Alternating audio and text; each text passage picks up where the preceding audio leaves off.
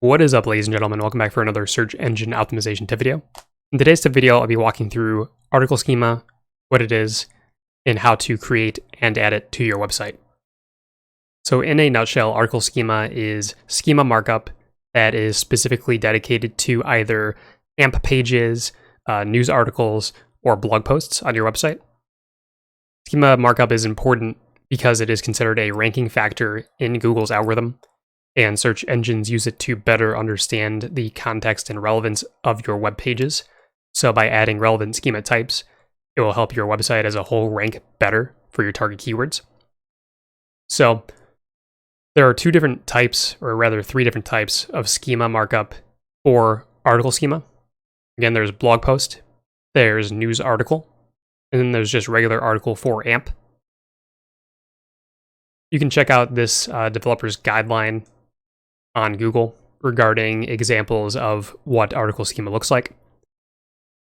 A couple of recommended fields for article schema include the date modified, date published, headline, image, author, and date modified fields. So as you're creating this markup, you want to make sure that these fields are being created for your individual pages. There are a couple different ways that you can add article schema to your website or mark it up. The first is working with your engineering team to automate pulling in data fields from your existing articles so that article schema is automatically generated for each page instead of doing it manually, one by one for each web page.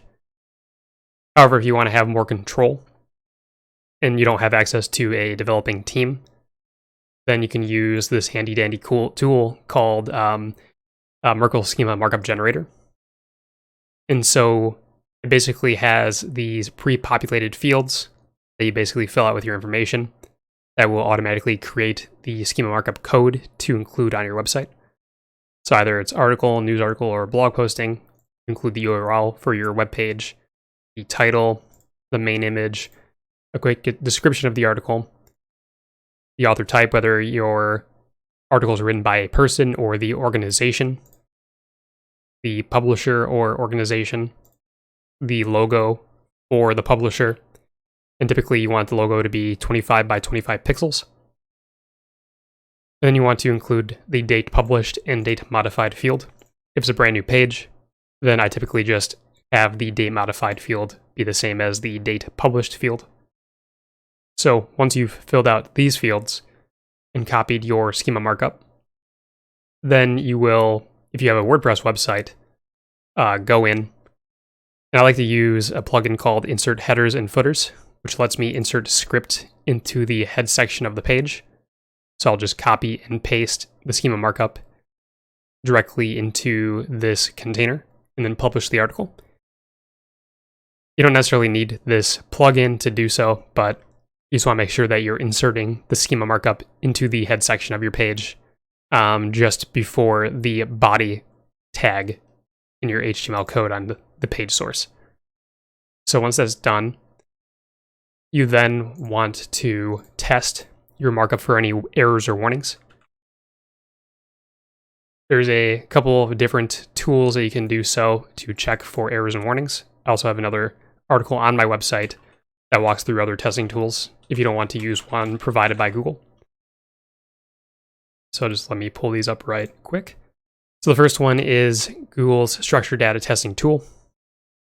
And it allows you to either submit a URL or the code snippet to check for errors or warnings. So let's do that really quick.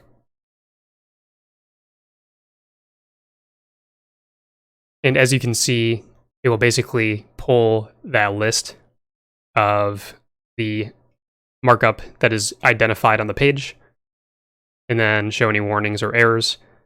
And then if there's any issues that markup, you can look on an individual line level to see what's broken or not correct and then fix it appropriately.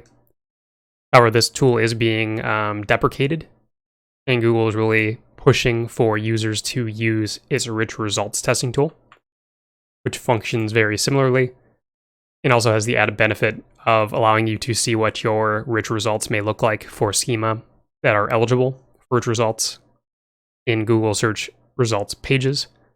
So let's fetch the page and run the test.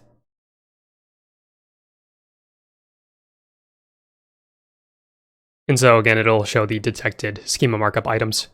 And I've been finding recently that the schema markup that I have in my web pages isn't getting picked up as much by Google Structured Data Testing Tool, but it is getting picked up by the Rich Result Testing Tool.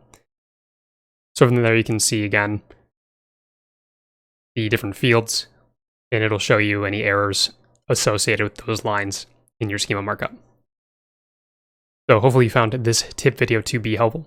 If you did, be sure to drop a like, subscribe to the channel, and I will see you all for the next search engine optimization tip video.